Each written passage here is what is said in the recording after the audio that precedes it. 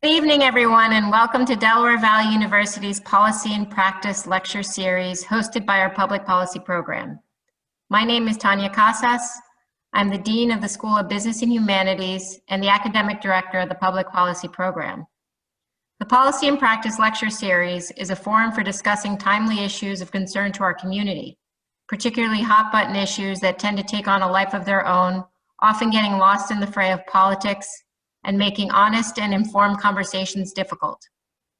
We organize this lecture series because we believe that informed discussions are necessary to better understand issues and shape meaningful, just, and effective policies. It's a pleasure for me to introduce Dr. Craig Stutman, Associate Professor of History and Public Policy here at the university. He'll introduce our panelists and moderate our discussion today on voter disenfranchisement and the 2020 election. Thank you and enjoy. Thank you, Dean Casas. Thanks. Good evening, everyone. My name is Dr. Craig Stutman, and I am an Associate Professor of History and Public Policy here at DelVal. I'm going to start off the evening with a little bit of history before we get into tonight's discussion and conversation. 2020 is the 150th anniversary of the passage of the 15th Amendment in 1870, granting the vote to African American men, and it is also the 100th anniversary of the 19th Amendment, ratified in August of 1920, granting universal women's suffrage. Yet both before and after the ratification and passage of these amendments, the American voting system and institution has been rife with undemocratic policies and tactics that have barred its citizens from voting, such as implementing poll taxes and property requirements, barring convicted felons from voting, and other methods to get around adhering to constitutional amendments and laws. From the closing of the Reconstruction era immediately following the Civil War to the Voting Rights Act of 1965, millions of African American voters were disfranchised in the American South, not to be redressed until the passage of the Voting Rights Act in 1965. Since then, the very undemocratic images of ballot boxes floating in Florida swamps along with the hanging chads of the 2000 Gore v. Bush election still scar our collective memories. And the dismantling of the Voting Rights Act in Shelby County versus Holder by the United States Supreme Court in 2013 has major implications today. Will your vote be counted fairly? Will the attempt to dismantle the U.S. Postal Service, mail-in ballots, and naked ballots in swing states like Pennsylvania be an election night concern? Will individuals be purged from voter rolls? Will the restriction of polling locations affect voters on both election night and during the early voting of the weeks ahead? Tonight, our panelists will try to answer these questions and many more as we have a discussion on voting rights and disenfranchisement through the lens of the upcoming 2020 election. Some housekeeping before we get started.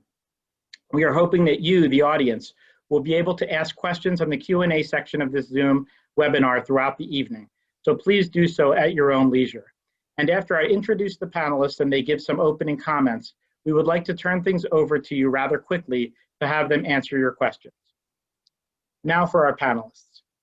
Dr. Jeffrey Carroll is an Associate Professor of Political Science and the Chair of the Center for Data and Society at Chestnut Hill College. His scholarly interests lie in American politics with special attention to urban affairs, social geography, and civic engagement. Most recently, he has served as an invited speaker nationally in events that center on race, political culture, and campaigns and elections. His work has been published in the journals Transforming Government, People, Process, and Policy, Commonwealth Journal of Pennsylvania Politics and Policy, Urban Regeneration and Renewal, Pennsylvania Geographer, and the Journal of Political Science Education. Jeffrey is a graduate of Boston College and holds master's degrees in urban studies and political science from Temple University and a PhD in political science from Temple University as well. Good evening, Jeffrey. Good evening. Thank you so much for having me. Thank you. Kevin Davis is Adjunct Professor of Public Policy here at Delaware Valley University. He holds a bachelor's degree in history and a master's of public administration from Villanova University and a PhD from Rutgers University, Newark. Kevin was politically active in the Trenton and Mercer County, New Jersey election board, where he helped coordinate, and he can talk about this later, he helped coordinate absentee and emergency ballots, neighborhood canvassing, and get out the vote campaigns. Dr. Davis has an extensive career in public health, and his research interests focus on social equity and the distribution of public resources. Dr. Davis has taught at Villanova, Rutgers Newark, Westchester University, and here at DelVal. Good evening, Kevin. How you doing, Craig? Thank you both for coming today. So starting the evening off, could you both speak a little bit about your backgrounds and your interest in politics and elections, and also speak to the current climate of attempted and actual voter suppression tactics and how they connect back to the history of disenfranchisement in America? Maybe we could start with Jeffrey. Okay, Craig, thank you. Thank you, Delaware Valley University community, for organizing this event on a topic that's just so incredibly important. Just inviting me back here today. It's hard to believe, Craig. It's been 4 years since I spoke at the Liberal Arts Multicultural Forum right before the 2016 election. Thank you to the organizers, Tanya Casas, our moderator, Craig, coordinator, Lindsay Troyer, and my fellow panelists here, Kevin Davis. So I approach this topic from a few perspectives as a political scientist who focuses mostly on American politics and how it relates to urban affairs. Most recently, my scholarship has focused on issues of race and social movements in addition to campaigns and elections. I also approach this topic as a former campaign operative, having been in the war room and overseeing campaigns for a number of races in Philadelphia, city council, state representative, state senate, city commissioner, and the Court of Common Pleas. And I think most importantly, I approach this as a citizen, just helping my neighbors just figure out how to vote. All politics is local, right? Raising awareness for voting and on the off election years, and on the election year, just troubleshooting issues in my neighborhood. I live in Passyunk Square in South Philly. So just some brief thoughts just in preparing for tonight's talk about two main points I've been thinking about in terms of voter suppression and disenfranchisement. Just thinking about the legacy of the Voting Rights Act of 1965. And second, just a few trends since 2010 and just providing context for the upcoming election. And thinking about suffrage rights having on the back of this vigorous struggle and the question of who are the citizens, and by extension, do they have the right to vote? Extension again, do they have the right to not have an obstacle imposed on them when they do vote?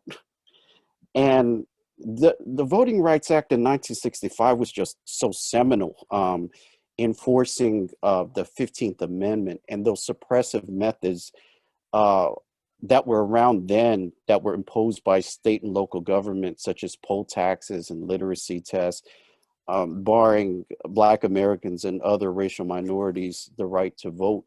And I'm thinking, like all landmark legislations and public policy decisions, it opens the door to change, although the language of the law connotes that change occurs immediately. In other words, I mean, the methods are now illegal. The integration legislation in practice is just incredibly slow. It was just swiftly challenged in subsequent years via so many Supreme Court cases.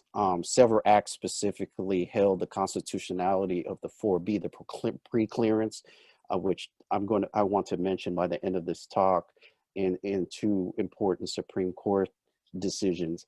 But nonetheless, the Voting Rights Act, the trend since 1965 about its impact, just the remarkable political participation, presented just a boon of participation, and not just in voting, just in all forms of participation, including holding elected office. Considering that Black voter registration was 7% in 1964, would be 67% by 1969. 72 Black elected officials, 1965, over 1,000 by 1975. Such an incredible, timely piece of legislation. So it opened the door for a quickly changing electorate and integration into the political process, and voting was really that first step in engagement with our political system. So those tactics of Reconstruction and Jim Crow, it gradually went away, but today it's replaced by this myriad of just all of these, what I call de facto strategies. In other words, they're mostly legal, but they're complex, they're complicated, they're not obvious. So today we're just locked in this vigorous debate about intent versus impact, which maybe we can talk about.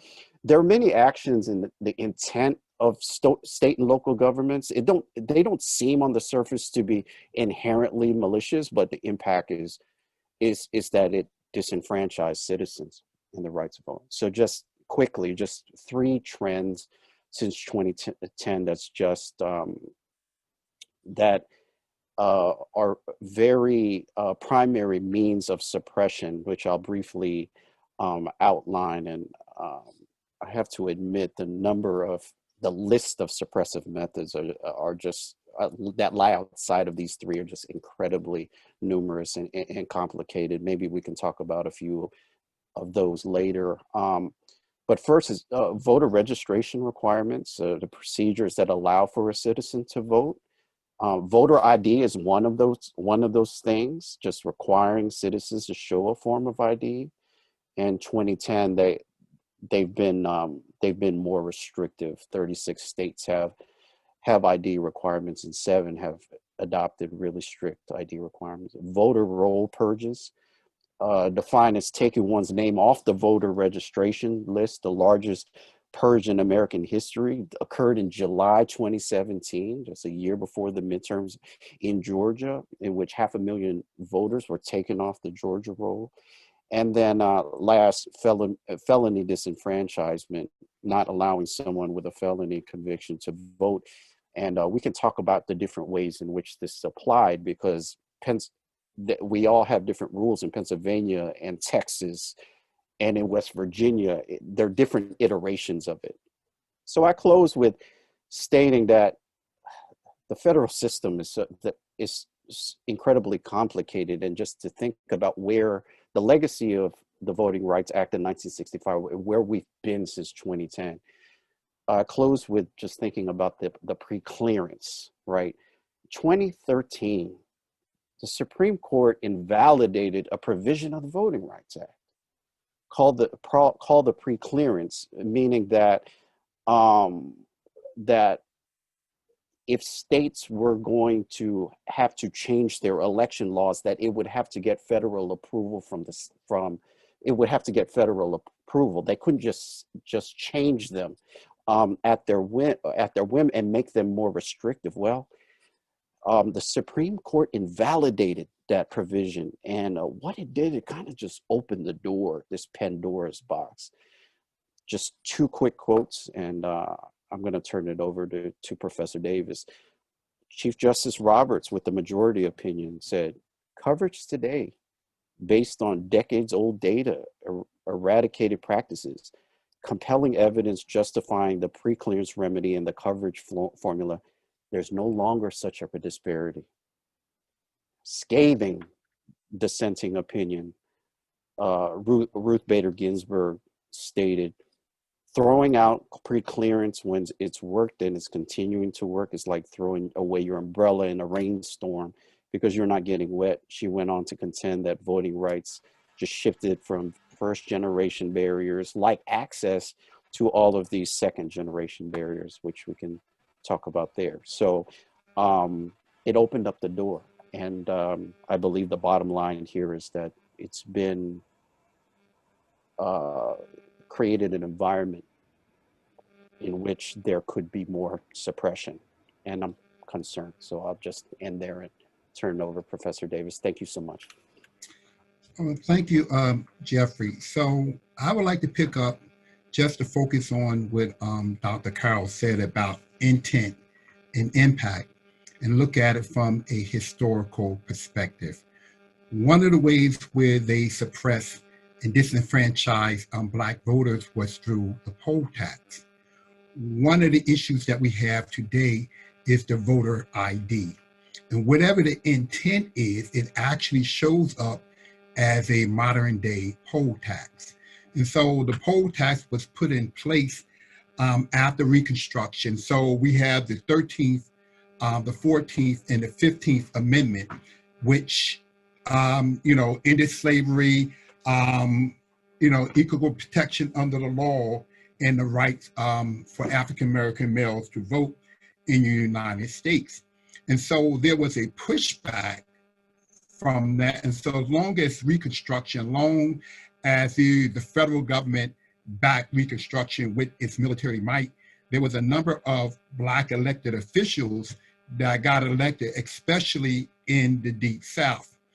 In the election of 1876, and there was a compromise that put Rutherford B. Hayes in the presidency.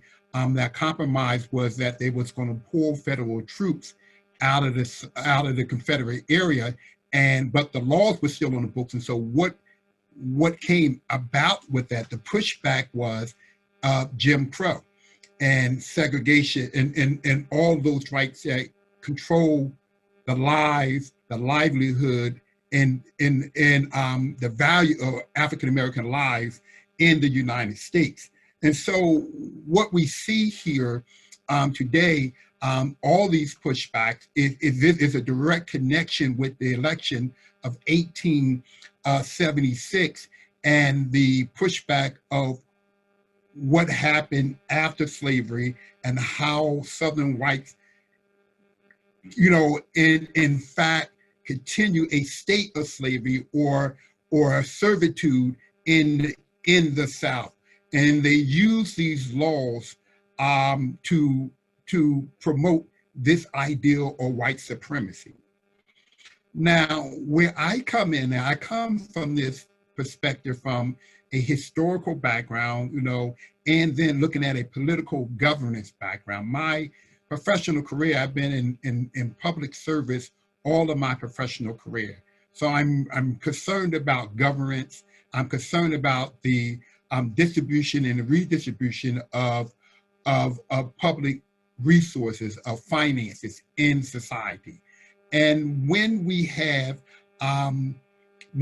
these type of laws in place and this type of push and pull on the electorate, who's in, who's out, a lot of times it has an impact on governments, that we don't get the best government that we can. But then from a historical background, and when we look at the insidiousness of it, is that when we're trying to suppress people to vote. So let me share a little part of my history and the experience of my grandmother, who in the South in the 1930s and in the early 40s had fire hoses turned on her because she wanted to register to vote, who had dogs sicked on her because she had the ideal that she deserved to vote. And so she always says that if you can't vote, you are a second-class citizen. And so when we look at this ideal of when we suppress the vote, when we suppress people's right to vote, when we disenfranchise them, right? In actuality, what we're doing is what my grandmother would say, they're making you a second-class citizen. So when we think about how services are divvied up and how governance is, usually politicians are only afraid of the voters. And so if you can't vote, they're not afraid of you. If you can't vote, they don't necessarily have to give you any service because you're not a threat to them. And so I believe that not only is the suppression of the right to vote and disenfranchisement, but what it does, it's creating a second-class citizenry in the United States. And so all of this is tied in. So this is the vested interest of the polling of 1870, of the election, the results of the election of 1876. This is the pushback. And when we think about what is the legacy, historically, the legacy is the strategy of Jim Crow and segregation. Those strategies, right, were the blueprint of Nazi Germany. And it was the blueprint of apartheid South Africa. So it's a legacy that the United States said that we are past that we are above that, and we held those nations accountable for their action. And what we're doing, we're weaving our way back into, if we're not careful, right? If we're not careful, we're weaving our way back into this ideal of second-class citizens.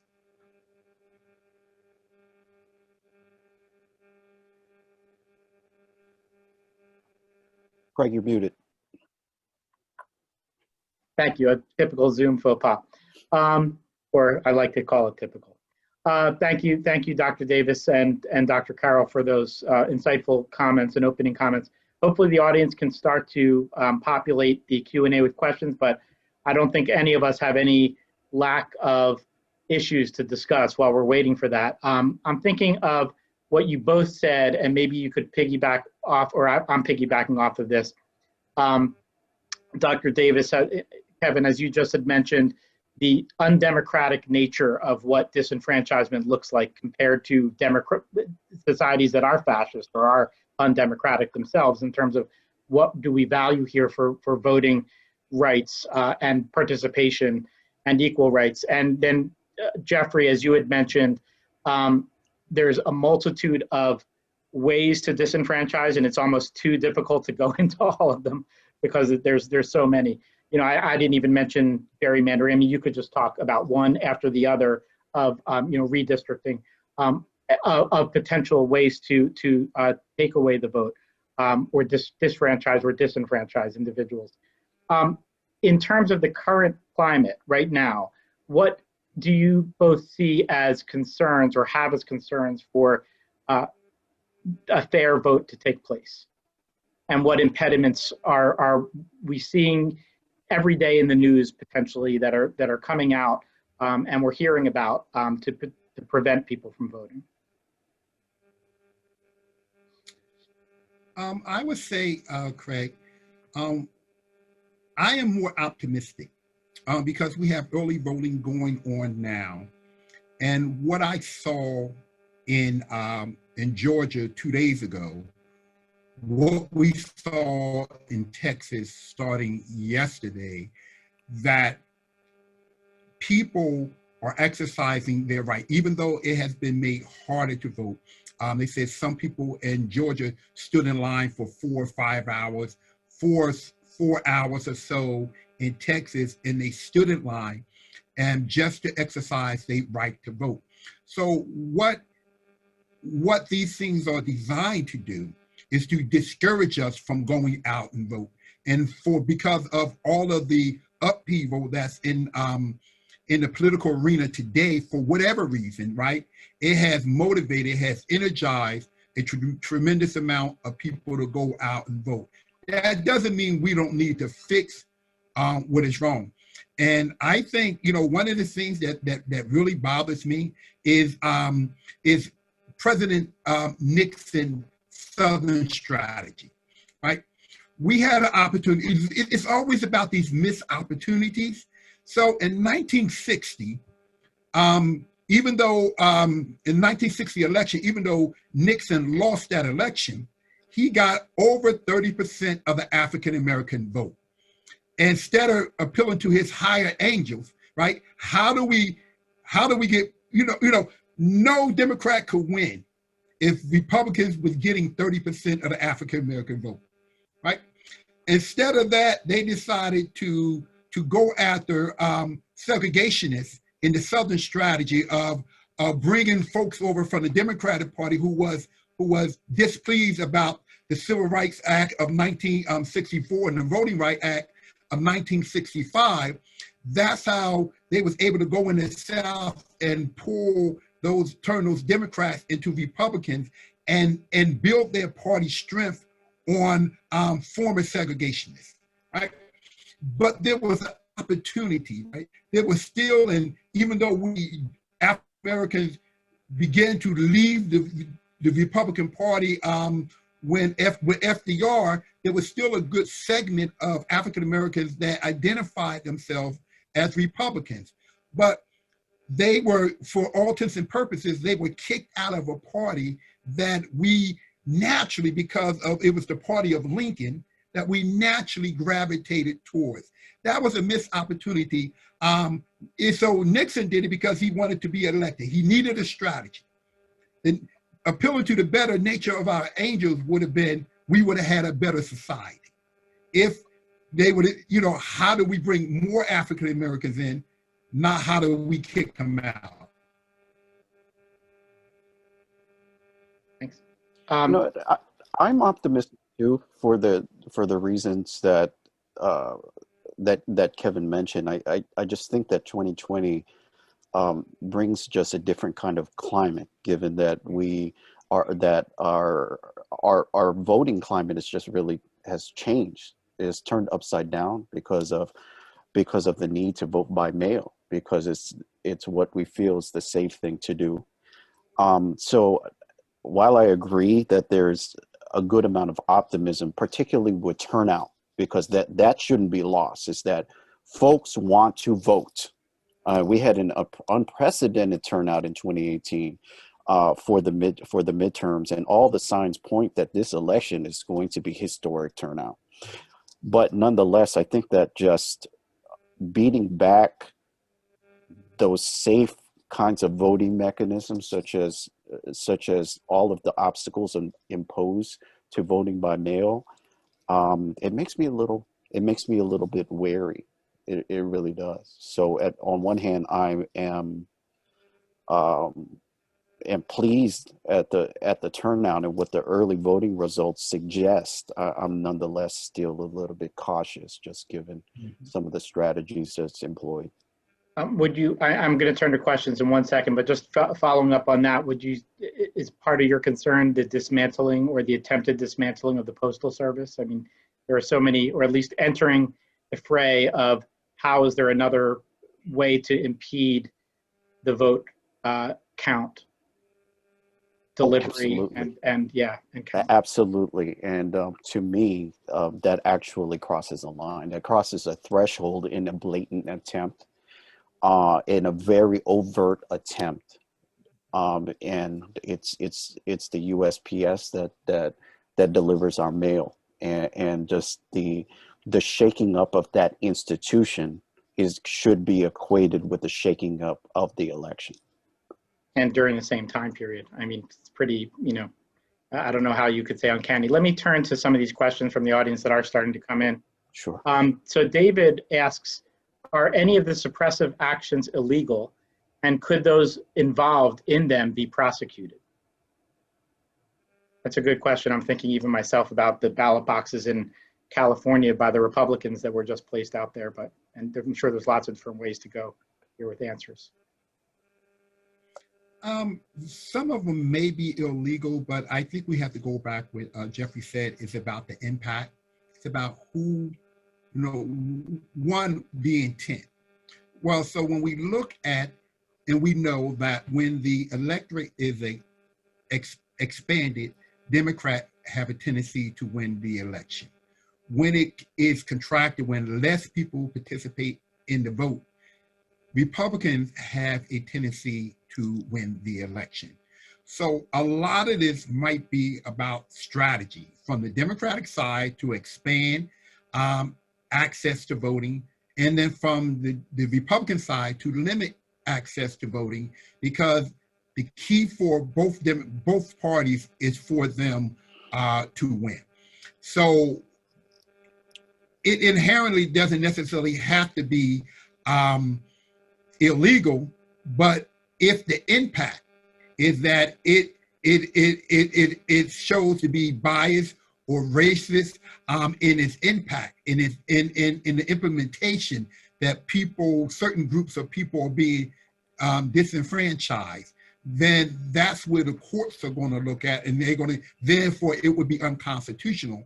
Not that people will go to jail, but that you can't do this anymore. Yes, that's great, Kevin. David, thank you so much for the question. That's my dear friend and colleague, David Contasta. And I think that there are so many suppressive methods, and as Kevin said, many of which are illegal. I'm thinking voter intimidation, for example. There are many parts of voting intimidation that are just that you can be persecuted for. Let's say calling putting together a robocall in which redirects a citizen to a different polling place is illegal. That could be prosecuted too. I mean, that's just two quick examples of probably a list of so many different prosecutable offenses. But I just want to impress the same thing that Kevin did. Is just that when you look at the intent, let's consider the recent mailbox fiasco in California, that there were just these makeshift drop boxes that were made, and it is really up to the courts, particularly the state courts, the state Supreme Courts, to intervene when those things happen. To say, listen, this is really teeters on the line of legality, and this really has to stop, because the impact is that it disenfranchises and it suppresses. And again, before I get to a question, I think to what Kevin said, I mean, it's really, and Jeffrey, it's really this combination of illegal and extra legal, right? And Kevin, what you were saying is that even without the illegal, you still have the extra legal. And so, you know, if you look at the Reconstruction ways to get around the 14th and 15th Amendment in the late 19th century with understanding clauses and grandfather clauses and still poll taxes, et cetera, these were ways to legally at least get around by states to get around the constitutional law.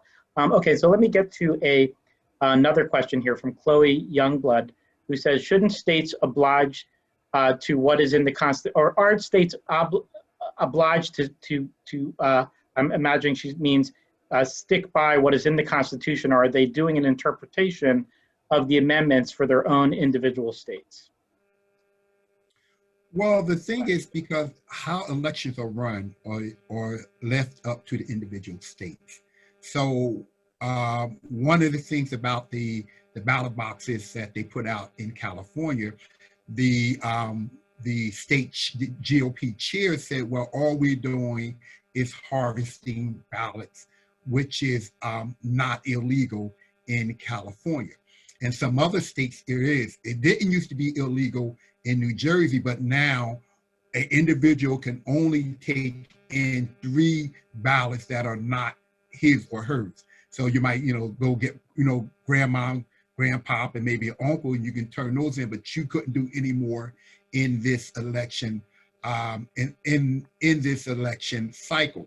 But the key to it is that we continue to go back to the impact on what it can have. So the states are in charge of their elections, and that's how come we don't have any uniform rules that govern our election, even the national elections, even when you look at the Electoral College, there are a couple of states that actually do proportional representation in doling out their Electoral College votes. So it is done differently in each state, and so what may be illegal in one state may be permissible in another. And until we come up with something more uniform, we're going to continue to have these type of things. For New Jersey, I did my ballot. The secrecy ballot for New Jersey does not have to be signed. You have to sign the inside envelope, but not the secrecy envelope. And unless there's a carrier, unless someone else is turning that ballot in for you, then they would have to sign. In other states, you have to sign that outside envelope. And so because there's just so many different rules, regulations from state to state, until we come up with something uniform that's going to govern our national elections, right? We're going to continue to have these problems. Chloe, thanks for the question. Chloe's my student. She has a vigorous interest in the Electoral College. So Chloe, it's what Professor Davis said. But one additional thing is that there's an argument to be made about, a really strong argument about the elimination of the Electoral College and that nationalization argument. Is it time to nationalize our presidential election. But let's, we would be remiss in not stating that our founding fathers were very strong in wanting the elections to be run by the states, and that the election for the president also to have an indirect relationship with the public. So that's the debate that's there. Whether there's constitutional measures, I guess time will tell, but now is certainly, and with the current political climate and composition of the court, it's certainly going to be still left up to the states to decide the majority of their election practices. Well, going back and forth between some DelVal students and Chestnut Hill College students or affiliations, we have a DelVal faculty member, Claire Drolet. Her question is, I understand how requiring ID is considered a poll tax, but how then do we make sure everyone gets one vote? I don't believe the nonsense about rampant voter fraud, but logistically, how do we prevent that if ID is not required? I had a similar discussion with my students this morning, by the way, in a public policy class, so it's a good question. Well, one of the things it's in some states, your gun permit is considered a valid ID, but your voter registration card isn't, right? I think that if the state is going to require it, then make it a universal ID. When you register, everyone have to have they get a voter registration card. They carry it around just like they carry their Social Security, right, card, and then they can show that as their ID. The thing is, the issue in the United States, for most part, we know that we may see historical voter turnout in this election. The issue for the United States and the rap on us is that we don't vote. I have worked on a number of canvassing neighborhoods to encourage people to vote. And in one instant, when I encountered a gentleman, when I left him, he had me almost convinced not to vote. And a lot of times we think that people who don't vote, right, aren't voting. Their choice is none of the above, right? So you cannot not choose. That's the issue. I just think, we haven't had this issue. The issue about voting in the United States hasn't been about folks cheating. It has been not enough people participating. And why would we make it stricter when we haven't solved the participation problem yet? Right, and Claire, thank you for the question. I think it's an awesome question, and the good thing here is that we have some examples from the states with a silver lining that have made it easier in terms of the registration, and it's called AVR, Automatic Voter Registration. There's 16 of those states, and I believe Washington D.C. And so the idea is it's exactly what Kevin's alluding to, is how do you make the voting rolls clean? And there's a coordination among the agencies of the state, because we have put our fingerprints all over, from driver's licenses to fishing to Kevin, it was a hunting license you just mentioned, right? So we're already there, and our Social Security numbers across the state, right? So the idea is that you opt everybody in, right? And that you clean up the roll, and the move to electronic databases have made this possible. Now, interestingly, the way that we conduct elections for most states is still by way of paper roll with paper ballot in some states, but now it's made it a little bit easier. So in those states that have had implemented AVR, though, there is just a significant amount of not only just encouraging voter participation, but in addition to your concern, Claire, about how we know that we're matching up that specific person as one person with one vote. And I think that the biggest case that they were successful was Oregon. They were very, very successful in implementing. Claire, I'd also like to speak to this in that a personal story. My daughter just turned 18.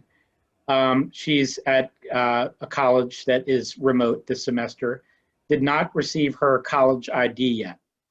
In Pennsylvania, technically speaking, we do not have voter ID laws, but first-time voters are often told to bring some form of ID to the voting office.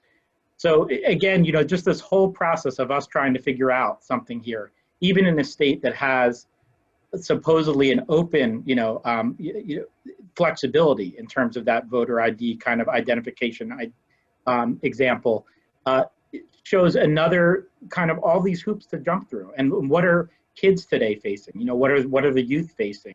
The young voters, the new voters in each different state. So my daughter, we asked the university to bring or to send her a student ID. So we'd have it. She doesn't have a driver's license. What about the people who don't have driver's license?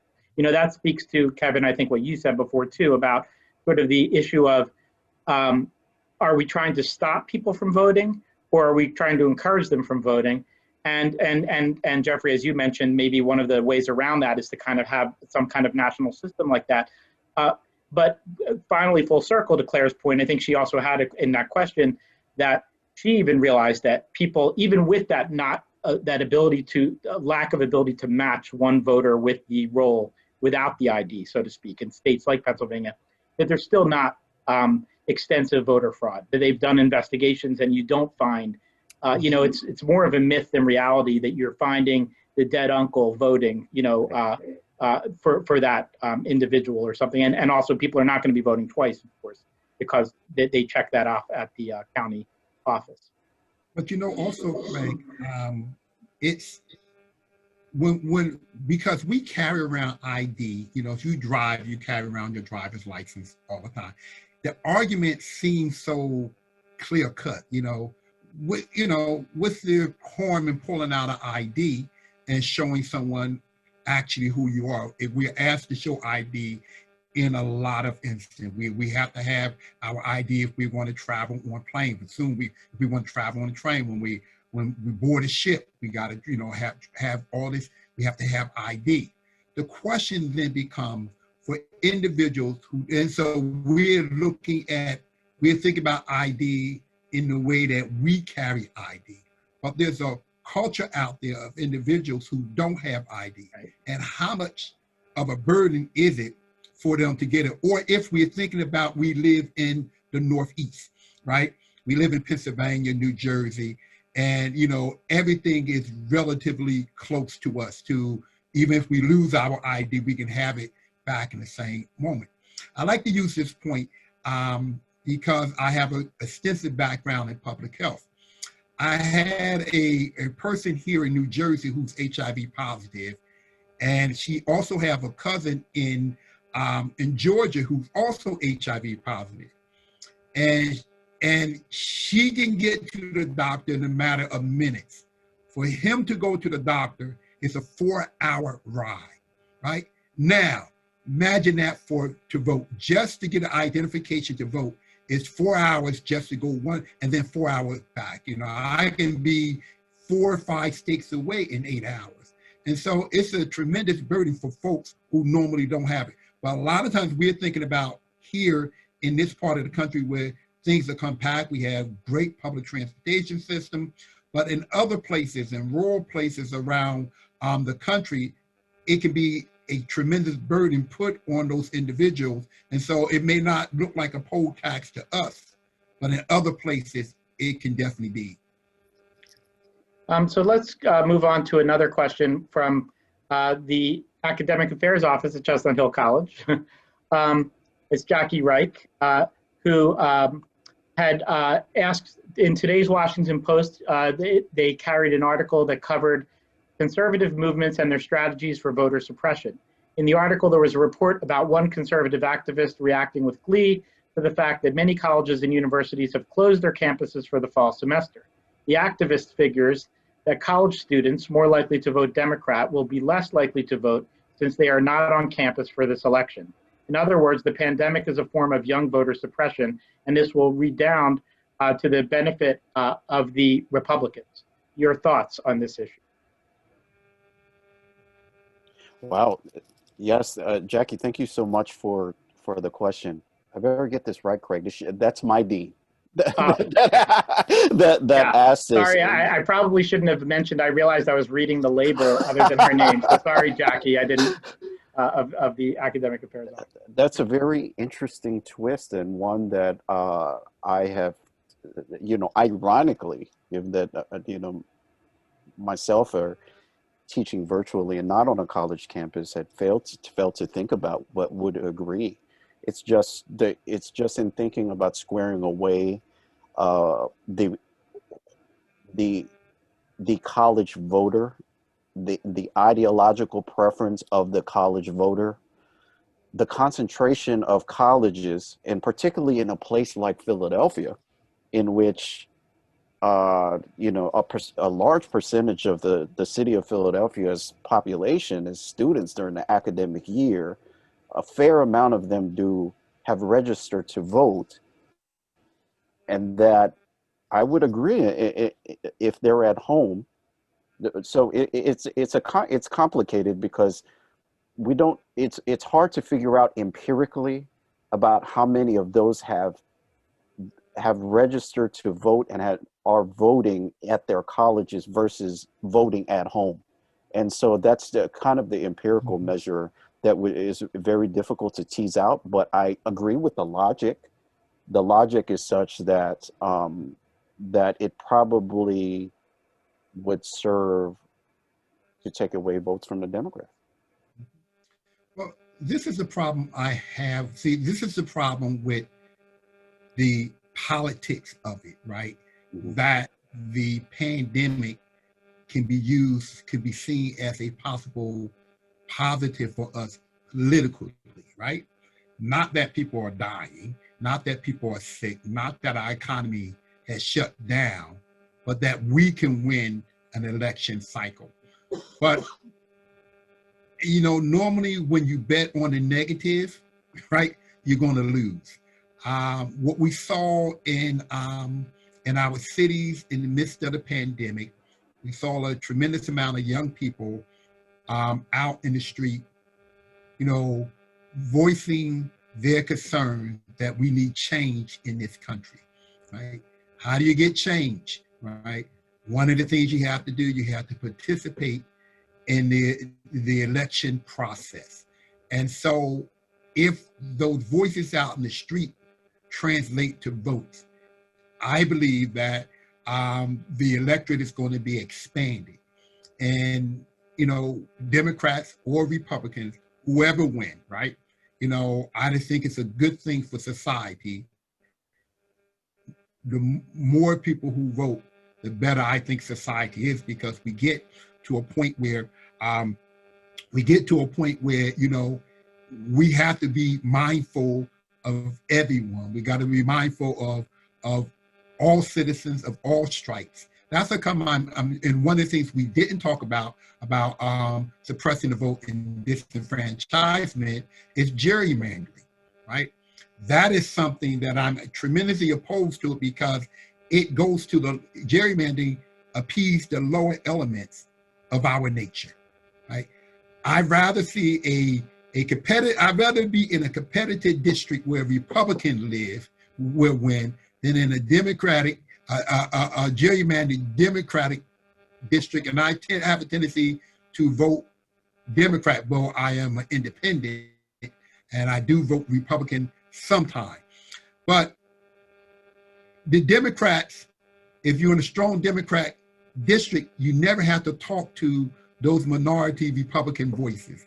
If you're in a strong gerrymandered Republican district, you never have to talk to those minority Democratic voices. It's too much siloing going on in our electorate that we're not talking to our fellow citizens. A competitive district, I believe you're going to get better candidates. And we will have more centrist candidates who are going to look at, not that I win or lose, but how much how can we compromise to make a better society? And we don't have to do that when we have everybody yelling at each other. The reason why they can yell at each other because they're not in competitive district, and therefore they don't have to consider the Democratic voice or the Republican voice, because those voices can't win in this gerrymandered district. Moving on to another question from Alex Gross. His question is, in terms of coalitions and party structures, would you all say that the Republican Party is becoming more concentrated as a white nationalist party, while the Democratic Party is becoming possibly the biggest of big tent parties to have existed in this country? Well, hey, Alex, that's one of my former students. I truly don't believe that in itself, right? One of the things that I do know, and I think people have different opinions because they have different experiences, right? Someone living in, a white female living in Utah experience most likely are going to be different than an African-American male living in New Jersey, right? And so our experiences really shape our opinion, and we really should try to understand people's experiences. As long the tent, the Democratic tent, the big tent is a misnomer, because too many Democrats are in safe Democratic districts, just like too many Republicans are in safe Republican districts, and we don't have to talk to each other. And we come together at a time because each of those entities, those groups that are represented in that big tent want something out of this election. And a lot of times we find out that you don't get everything you want. There was great opportunity with Barack Obama election, right? But the day he was inaugurated, that night, Mitch McConnell was coming up with the plan, and they became the party of no. And so all those aspirations the country had, because this was a new type of individual that was elected to the White House, and they blocked it, right? And I believe it led to and I don't want to go to the lower nature and say that, it's about racism, because Donald Trump election, it was very similar to Barack Obama's in this sense. Both politicians, both candidates were able to get people out to vote who had never voted before. And that's what we all should be about. And how do we get that person who don't vote, who has never voted, how do we get them to participate in the election process? And no matter if they're Republican or Democrat, and until we start working together, we don't move forward. We will have this battle 4 years from now, or 8 years from now, or 12 years from now. Alex, thank you for the question. Alex is also my former student. The question of who fits under, if the big tent exists, and who fits under it. And I'm just, without talking to you, Alex, just trying to get the nature of your question. And I'm thinking that you would say that, is the Republican Party more racially and ethnically heterogeneous than the Democratic Party? Perhaps, but we have to be careful about this. I think that, yes, it's the point that there are these determinants, for ideology, race, ethnicity, our geography, our education, our age, our gender, or even our household income. You have to put all that together. So that's part of the experience, right? And then from there you are more or less likely to fit in a particular tent. So I say all that to say, just even the discussion, there's two parts here that's really complicated. Discussion of whiteness is complicated in and of itself, because you could have white educated elite fits in one party, and white non-college educated fits in another, for example. right? But your term here about nationalists, I'm thinking, that's a term uh, that's really a term that's used to describe, a movement that's it's one of the parties, but into the far right. So there's some parts here that that I would have to unpack, just depending on how you're asking the question of whether it's not, the GOP is not as racially diverse, ethnically diverse. I think that tends to be true, but there's just so many other intersecting demographics from there. I mean, I would say that, playing off of that too, that Kevin, when you said that it's good to attract new voters, I agree, but it's also the tactics to attract new voters too, right? So the part of the attraction in 2016 for for voting for Trump, and it's part of the attraction, is a backlash to Obama. It is racial politics.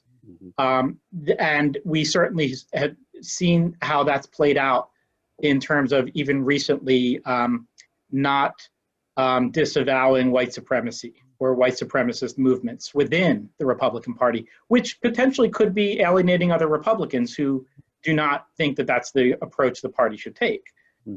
However, it is at least a component, right, of what's happening within the GOP at this stage. And it is one that is being utilized in kind of drumming up the fear and using that kind of wedge, that divide, which is not an uncommon wedge. We've seen it happen in American history over and over again, right? Playing that card. In the late 19th century, when you have, well, actually, you could go to the American Civil War and you look at the American Civil War and the Southern Confederates who don't own slaves, a majority of the population, but they're fighting a wealthy man's war, a planter's war, because they are promised that they're going to be able to own slaves one day, perhaps. They're better than those who are African American in a racial hierarchy, and so they're kind of hearing this divide and conquer strategy. Yet they're not benefiting economically often, and that's sort of one of the ironies there. If you go to the Reconstruction era, and you see this time period where there were potentials for African American planters or farmers or sharecroppers and tenant farmers to partner with white sharecroppers and tenant farmers, because they both had much in common. They were poor, they were struggling, they were suffering, and there were populist movements that were working quite effectively. And then once again, the wrench is thrown in, the discord of racial animosity, white supremacy is thrown into the equation. Steve Ann Woodward does a great job with that, with Tom Watson, Agrarian Rebel, and the new Jim Crow, and those kinds of commentaries. So we've seen this play out, again and again throughout our history, and we can go back before that and into the future or the present. So I would say that, in my opinion, answering that question, I think it is taking both of your answers to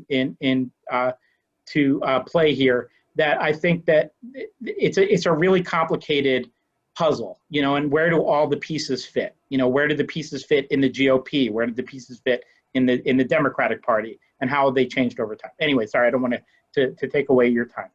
Getting back to another question from Claire, she asks, what are your thoughts? I'm sorry, what is your recommendation for the safest way to vote this fall, given the attack on the postal system, tampering with drop boxes, the pandemic, etc.? I feel like it's a roll of the dice. And by the way, we'll go till at least 8:15. We could even go to 8:30. I mean, if people want to stay on with us, I'm speaking for Jeffrey and Kevin. I know they'll stay on till midnight. No, I'm just. I will. Would you? Don't tell me. Yeah. So if anyone wants to stay on, I'm not going to shut things down right now. So we'll keep going with these questions. So once again, with Claire's question, recommendations for the safest ways to vote this fall, given the attack on the postal system, tampering with drop boxes, the pandemic. How do we feel safe and confident in the voting process during this election cycle? Well, I personally, I felt safe by putting them in the mail, and I did it extremely early. We got our mail-in ballot on October the 5th, and it went into the mailbox on October the 5th. And so it was in the evening, so they get picked up to the next day. So it should have got there by the 7th. So that's a week. That was a week ago. And I'm going to be checking and see if it got there. And if not, what we can do then, if the vote that they can purge that one and then give me a new ballot. It's going to be all about your risk, so it's not just the tampering with the post office and mailboxes. It's also corona, the virus. We're in the midst of a pandemic, and how much risk do you want to put there? I tend to lean towards the post office because I think the post office is one of the best deals we got going in this country. I mean, that they have to generate all their own revenue, and their billions of dollars in the rear. I think that's something we could talk about on another day. But postal service employees do a great job every day, from getting mail from one side of the country to the next. And I think they take great pride in the reason why we know about the shenanigans that was going on in the post office was because of postal employees. I'm gonna take my chances with them. They're the ones that sound their alarm. They're the ones that was the whistleblowers that put their job in jeopardy to let the American people know what is going on. And now that we're watching, right?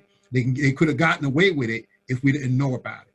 But now that we're watching, I think it's going to be a lot harder to get away. I personally felt more safer coming from a public health background to do mine by mail. And it's the first time I ever voted by mail. I want to be the first person in my district to vote. I want number one. I want to be and that's, I'm up 6 o'clock, the door's open, I'm walking into the polling booth. But this year I felt, it was more prudent to do vote by mail. And since the governor of New Jersey made it easy, every registered voter in the state of New Jersey got a mail-in ballot, and I just went and took advantage of it. For me, I was really had a dilemma of whether I was going to vote by mail, or I just had to know my vote counted. And I was offered an opportunity to since Pennsylvania opened up the door for early voting, that Philadelphia had opened up 8 satellite offices, now it's 9, to allow us you can bring your mail-in ballot there to drop it off. For me, I had registered for the mail-in ballot, but I hadn't received it yet. So what I was able to do was go to the satellite office, and they gave me a ballot. I made registration right there, and I was able to give it to them. And yeah, I still got my voting sticker too. That's the most important part. But Claire, I very much understand there's the dilemma, and what I have been telling folks is that we just, notwithstanding whatever you feel comfortable with, just know that you need a plan. You just need a plan.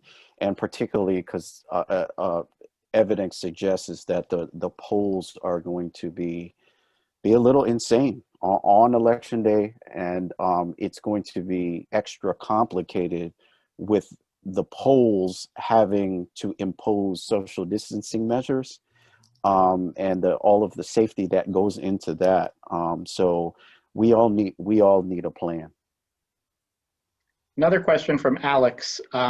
What are your thoughts on Senator Mike Lee, who is a Republican from Utah? His comments that the U.S. is not a democracy, and that democracy isn't the objective of the U.S. system. I was taught that the U.S. is both a republic and a representative democracy. Is Lee correct?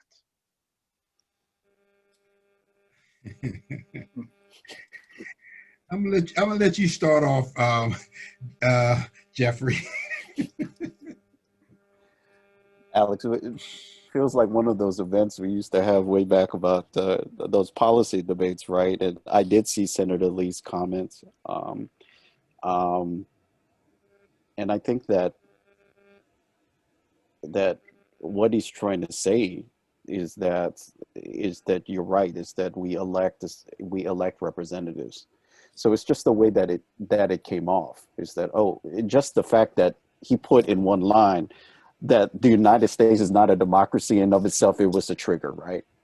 And then the fact that we have the republic, right, as elected representatives to advocate on our behalf, and that, you know, it's the interpretation of that value that's right, that ideal that's right there, that I believe that Senator Lee was trying to impose, is saying that, you know, that our representatives should have autonomy to behave, you know, in the interests of the public, not with the democracy, the majority of people acting on the behalf of, you know, if that really is the case, that's something that our founding fathers were just very wary of.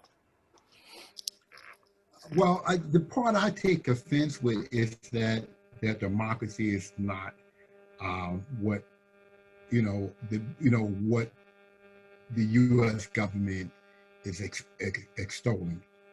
Listen, so we have a representative democracy, but we represent democratic ideals, right? We represent this ideal that we the people, right?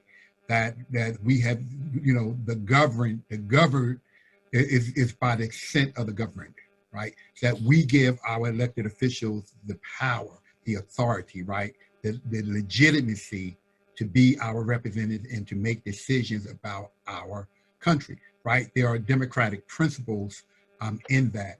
And so when he talked about that, it is not the goal of that democracy is not the goal of the United States. I personally think that he was trying to, and this is where I read into it, that he was trying to give President Trump cover for his behavior and his action that are extremely undemocratic.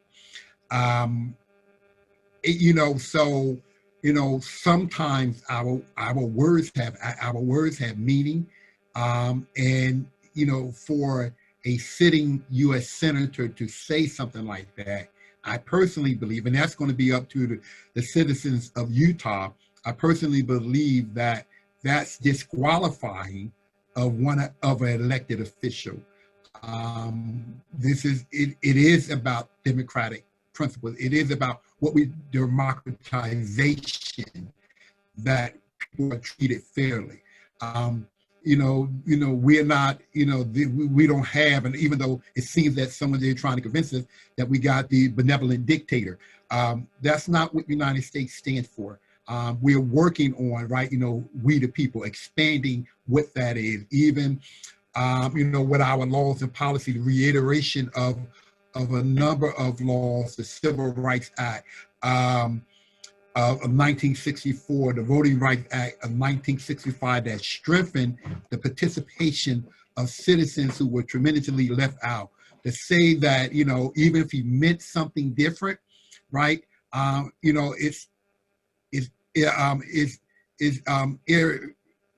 responsibility that goes with being a U.S. senator and how our words are perceived, is just inexcusable. And to be clear, it's a terribly offensive comment because it carries just the air of elitism. And every time that there's a separation, from our rhetoric of our elected representatives and the people, and in this regards, and then we try to think about the context. And I think that, Kevin, I agree with you, is that about the cover for President Trump here. It obviously doesn't sit well, and then we're left to try to interpret those comments. We have about 3 questions left. So here is one again from Chloe, asking, is there a lot of education on voting rights? And if not, should there be a system of education to get people to know their voting rights? Which I think is a great question. Civics 101, right? Yeah. We need to go back because one of the things that and this is the issue with pushing STEMs, right? You know, if it's not math or science, you know, that's what folks are grading on. If in New Jersey, you know, the graduate high school, you got to pass the math and the science, right? In the third grade and the fifth grade, with all the years that when they testing the students, it's all about math and science. But citizenship is important. Civics courses, history courses in our schools are important because part of the ideal of two things, of public education in general, right? For Charles Mann and John Dewey, right? Is that to participate in a democracy, you need an informed citizenry, right?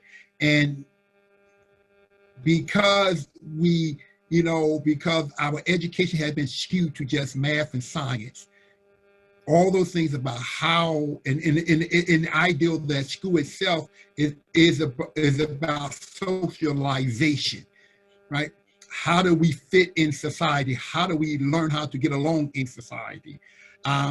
Those courses that really focus on that have been de-emphasized.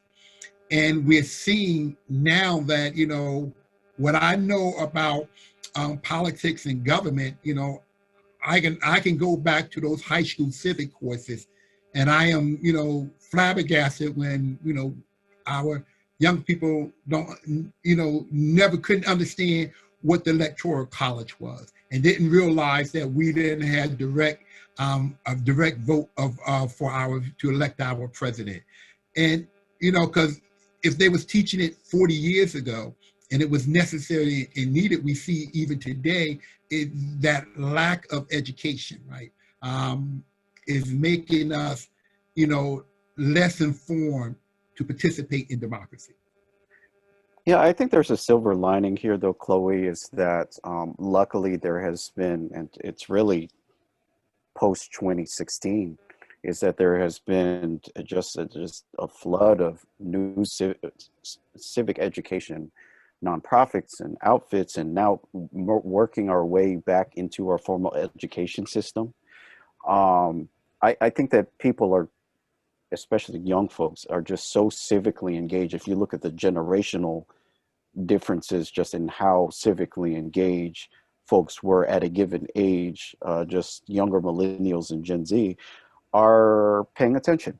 And with that, there's interest. And with that too, there has been a call for more civics education, and even in the primary and secondary schools. And that's a great thing.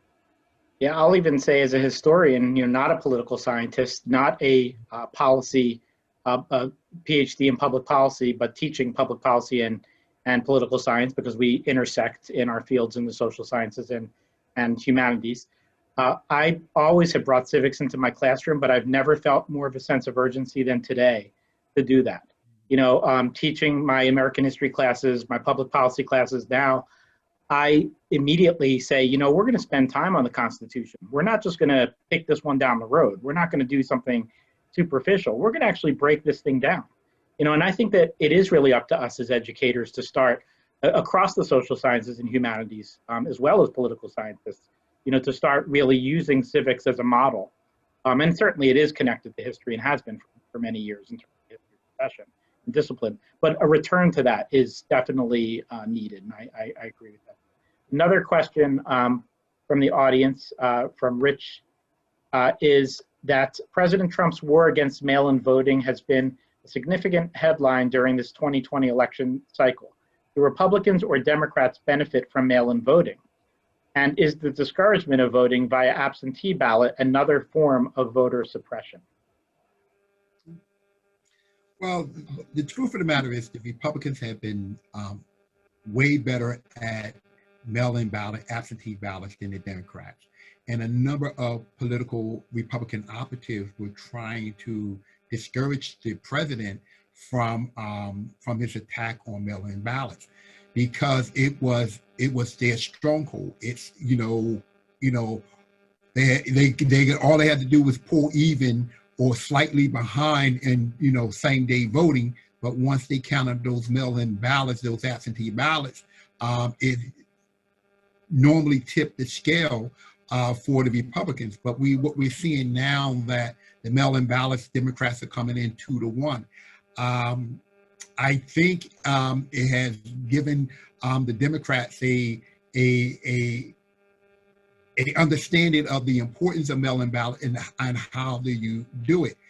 When I was running absentee ballots for Mercer County Democrats here in New Jersey, I understood the importance of what we need to do, how, we encourage those people to get the, if we can get that ballot to them. And one of the things we used to do, we used to go pick up their ballot, especially if it was emergency ballot. That's within the last 7 days of election when it's too late to actually request it. It can't be mailed out in time. We get them to sign an affidavit that they want a mail-in ballot. We would take that mail-in ballot down to our county election office, pick up the ballot, take it back to them, have them to vote, seal it up. We signed that we had hand delivering, and we knew that that was a vote that we could count on that got there. It had one election, in local election, I have seen it firsthand, how it can swing an election. I think President Trump did the Republicans a disservice by attacking one of their strongest apparatus for getting their vote counted. Rich, thank you for the question. It's difficult to answer, but what we have to think about is who is going to mail in their ballots. And when I see that there is a difference in when you polled likely Democratic voters and likely Republican voters to how important COVID is to them, that for Democrats, it's higher on the scale than Republicans, which makes me think that the rise in mail-in ballots, consider the logic here, are those that are particularly concerned about having to show up on election day and waiting hours and hours and trying to get to the polls and them feeling it's not safe. Think about what Claire asked 30 minutes ago. And so if that's the case, in addition to the Democrats having a registration advantage in several states, then I would think that the suppression for mail hurts the Democrats, if you follow that logic. And so in turn, I think that your question too about the absentee, that it does, even pre-COVID, there have been examples in the suppression of absentee ballots, depending on some states and the composition of those ballots, in affecting Democratic vote count. Muted again here. That actually segues nicely into the next question, which is from Haj, which is, what are your predictions regarding voter turnout this election cycle? Haj. Go ahead, Jeffrey. I guess you're not going to let me off the hook and say more than 2016. Okay, I guess I have to be more specific than that. Turnout even for a presidential election was just dismal in 2016. A lot of folks did stay home, right? It was about 55%. But if all signs point to what the turnout is going to look like, just we have some forecasting because of the early voting, it is going, okay, I think it's going to be very high, but folks are cautious. So it's that's the thing. Let's just say that there is just been and this will happen, an unprecedented amount of votes that have to be counted by mail.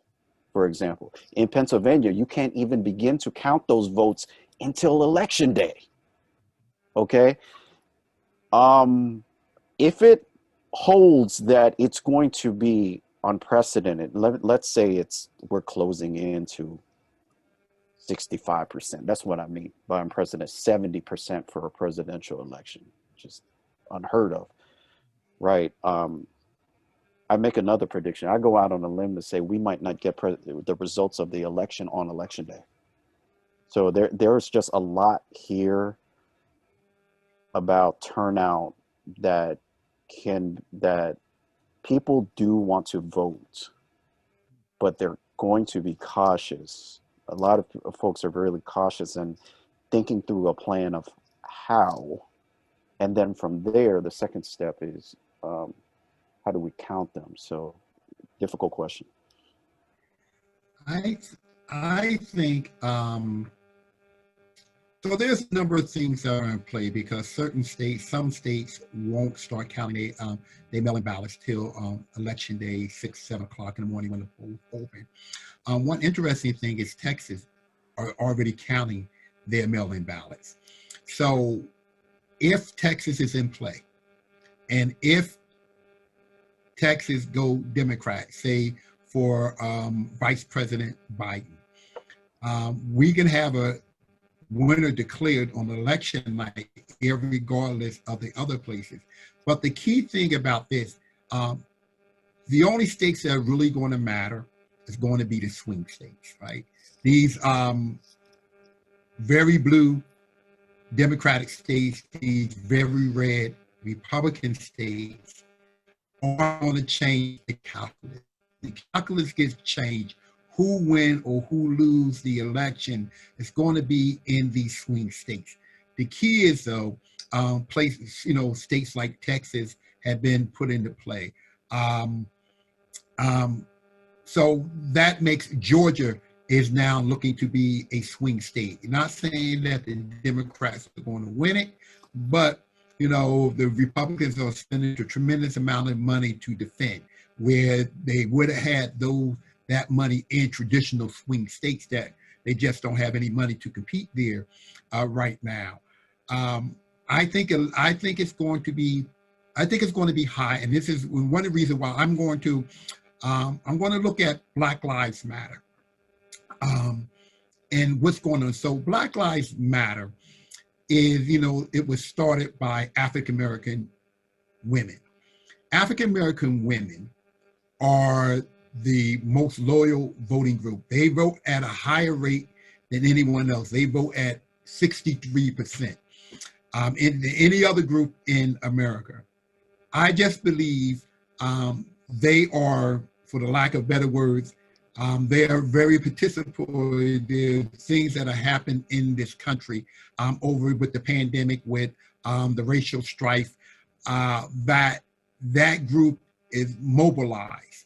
They also have, as the Democrat vice president, for the VP, they have Kamala Harris. And I think they're going to come out, and that's going to incentivize them to vote even more. It's going to incentivize them to make sure their children vote. It's going to incentivize them to make sure their significant other vote. I just think it's going to be a tremendous wave. And I think this election, what we're going to see, that this election is really going to be decided by women of all racial groups. And I see the Asian Americans are gearing up to support Kamala Harris because of her Indian background. It's going to be tremendous. And even with the election of Barack Obama, one of the things that wasn't noticed with the Obama elections, that the trend of Asian Americans who traditionally voted Republican. And that's mainly because, especially Vietnamese, when we had the airlift over here to the United States, there was a Republican president in the White House, right? And so, he represented the United States, who brought them safe.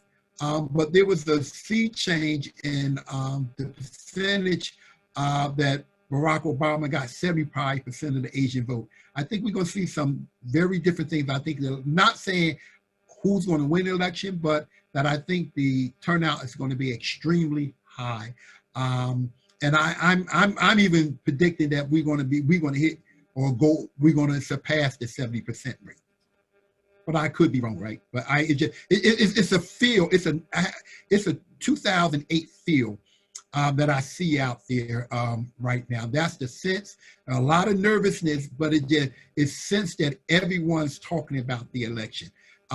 We didn't get that in 2012. We certainly didn't get it in 2016, but it's that same type of vibe that's in the community that everyone is engaged, and I haven't seen this since 2008. I have a similar feel. However, I would couple that, and we were talking, we've talked on and off for several weeks, Kevin and Jeffrey and myself. And last night, I think I was mentioning to you guys that one of my thoughts is, in spite of the fact that Democrats seem to be more mobilized than in a long time in different demographic groups, that we still we're not sure, you know, the wild card factors are going to be the rural vote that's also mobilized for Trump, and or just the Trump supporters who are mobilized in kind of a very polarized world, you know, because of that polarization, kind of have their own energy, in spite of the fact that the polls, you know, certainly suggest it's not, you know, equal at this stage. The other issue is kind of getting back to Jeffrey's comment about what's going to happen on election night and in the days following. If this is something that is kind of unfolds over several days, you know, I think we already know the MO of this administration to kind of say that something's going on, there's something untoward going on. You know, we can already see, you know, the playbook that's going to come out about that. So I guess what I'm saying there, Kevin, is that I do see the same energy that you're seeing, but I wonder if it could be potentially offset by some of these wild cards that we're all kind of having to deal with here, you know, and it does make it kind of complicated to predict because of that. I think in terms of my own prediction, I would think that the energy is there, and it looks like a high percentage of Democratic voter turnout looks likely. So this is my thing I'm looking at. So when we look at evangelicals, right, white evangelicals who are supporting Donald Trump, that support, even though it's high, isn't as high as it was in 2016. And even with white males, it's high, but it's not as high as it was in 2016. And the gap in the women gap has gotten even larger. And so even though there's a lot of energy and we say that, you know, we might be exciting his voters also, I think the peel off is that Democrats are peeling off Republicans and not Republicans peeling off Democrats. Yeah, hence the Lincoln Project, hence the Lincoln Project, hence also the military vote, right? In the military polls. Right, well. exactly. Right. Mm-hmm. Right, and the calculus is quite easy, right? Is that the base, that Trump's base has been it's very strong, mm-hmm. and it's been very stable, mm-hmm. But that base alone can't win the election at large. We're talking about 35% or so, 40%. Right. So white evangelicals is one of those demographics, and you can name several others. The ones to look at: suburban women. Mm-hmm. And yes. That is, if you drill it all the way down to the specific counties, just watch what happens in the 5 surrounding Philadelphia counties, because it is that particular demographic group that have swung completely around, that they many of which had voted for Trump are voting for Biden. That means that it shifts Pennsylvania. You know what happens when you shift Pennsylvania. So it's like this domino effect that it has, because it's a swing state. Mm-hmm. And that's a particular demographic that I'm paying very, very close attention to, that I think that it might shift the entire election. Yeah. Well, we see what effect they had in 2018. Right. So precisely. And you know, and I have not seen any let up. Right. And, you know, I mean, even, you know, I know she withdrew it, but Sarah Palin gave a compliment when Joe Biden selected Kamala Harris as his VP running mate. That says a lot. She withdrew and said something negative, about a few days later. I think she got some backlash for it. But it says a lot about this women vote. And I think we're going to see the power of the women that we didn't see in 2016 that we thought we was going to see. But Hillary Clinton negatives were just as large as Donald Trump. We don't have that this year with Joe Biden. And not only that, with the polls are saying that Joe Biden is breaking that 50% threshold. So that means that no matter what President Trump do, if Biden just holds serve at 51, 52%, we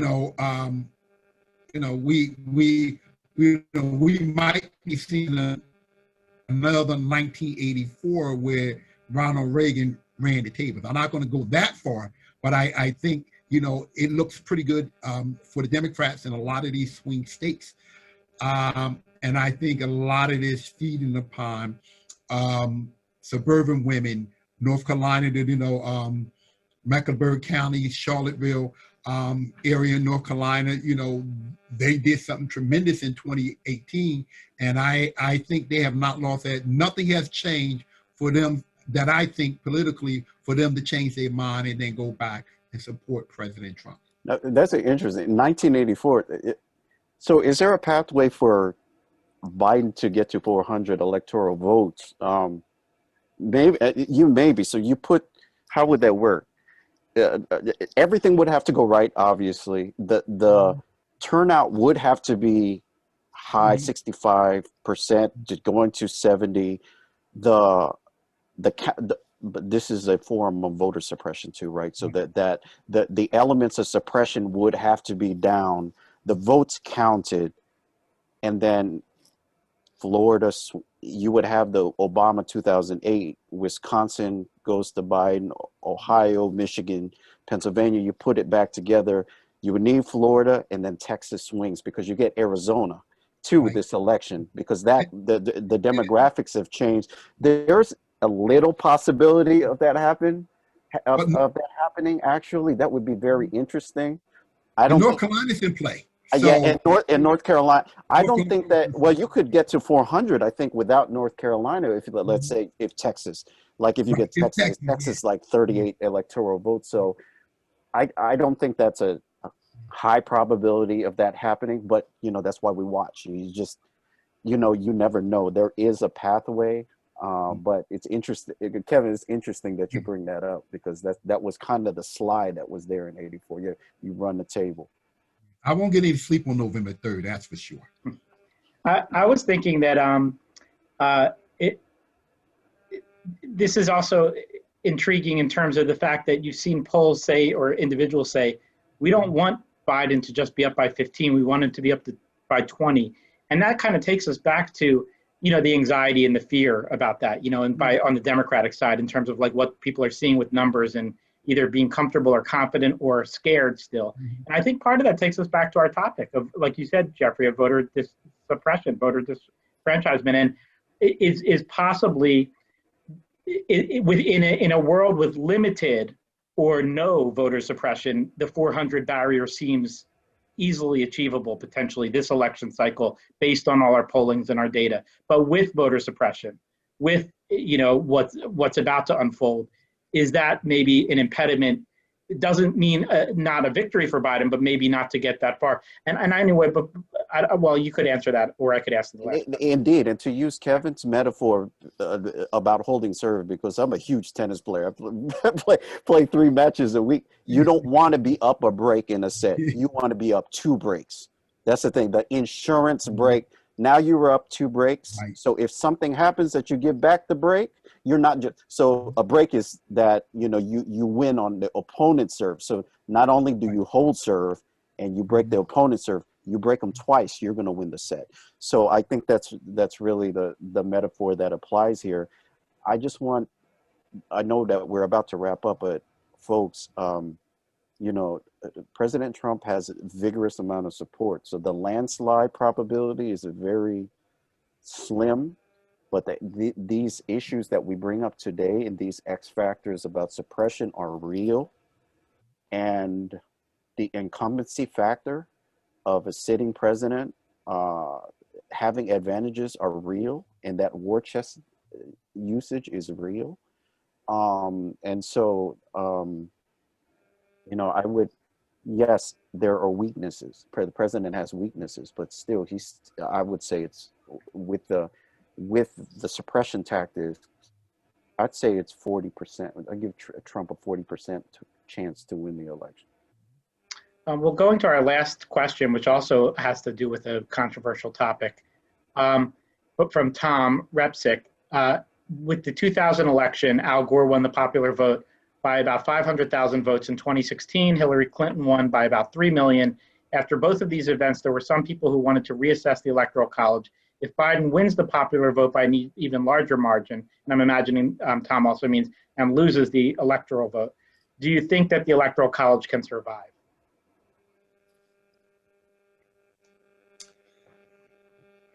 That's a difficult question, right? I think one of the reasons why this is such this attack on the Electoral College is because people really haven't taken the time to understand it, right? So it's been in place since the founding of our Constitution. And it is to give voice, and I know it gives extra voice to smaller communities. You know, we got places without the Electoral College, there would be no need for national politicians to even go to North Dakota or South Dakota, to Wyoming. We got cities that are bigger, that have more population than those states. And because of the Electoral College, you know, it gives them a voice. And it's something that's unique about the American system. It gives voice to the underdog. It gives voice to the minority. In this country, you know, all three of us and everyone that's online with us tonight, right? We can petition our court for redress for what our government has done to us. That's an American ideal. I mean, that is uniquely American.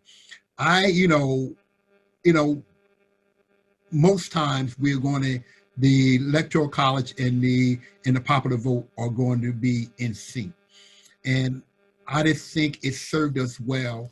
We work on getting the, you know, the reason why it works because we gerrymander. That we have this skewedness where we have more the popular vote doesn't win. You know, as you know, my first degree was in history. I'm just don't necessarily believe in getting rid of everything, throwing the baby out with the bathwater, so to speak. That most of the time it works the way it's supposed to work. Sometimes it doesn't, but that was the design of the founding parents. You know, we it should have been founding mothers and fathers, but you know, they left the mothers out.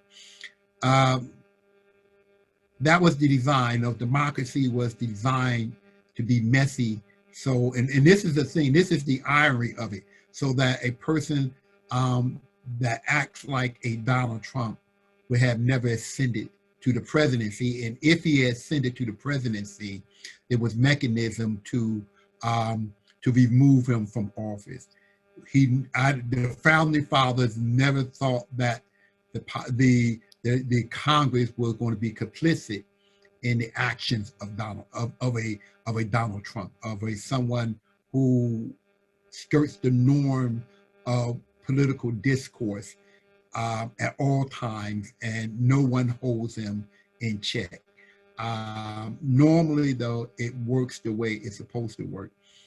But if we lose this time, and it's huge, I just can't see Joe Biden, you know, having won by 5 million, 6 million votes, and not also have the Electoral College vote. I just can't see that. I just can't see that happening at all.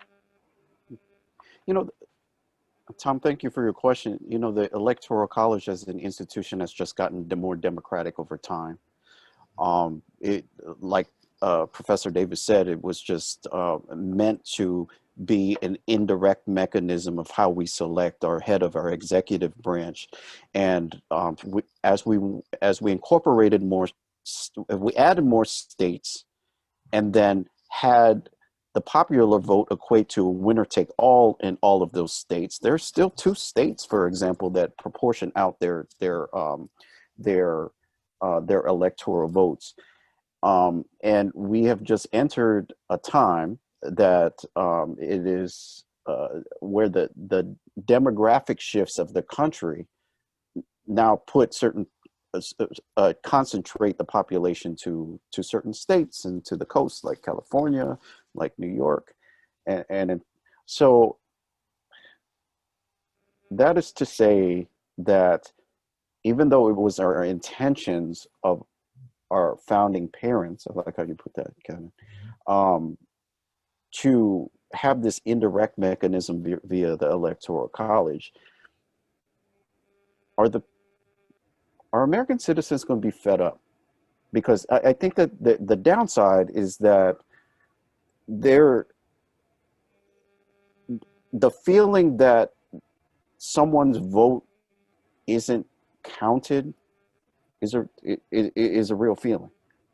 And if there is a social movement that's built around the need for reform, I believe that the reform can happen. But I agree with you, Tanya. It's very complicated, though, because I think that it would have to have a succession of these elections in which the majority of Americans will start to call for reform. So what does that look like?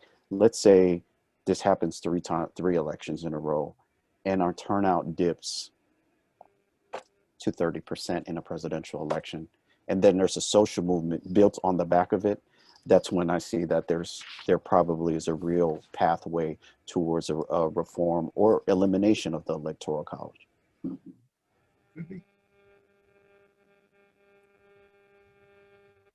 Once again, was on mute. I think that's a great way to close tonight. It's 8:45. It was a wonderful discussion. Thank you for all of your questions, and most people did stay on as well. Some people left. And thank you to Dr. Carroll and Dr. Davis for coming to this forum tonight and participating on this panel. I think we've already said, get out and vote. I think we all believe in that. So I would leave you with that as well. And that's it. So have a great night, everyone. Thank you so much. Take care, everyone. Good night. Thanks. Good night.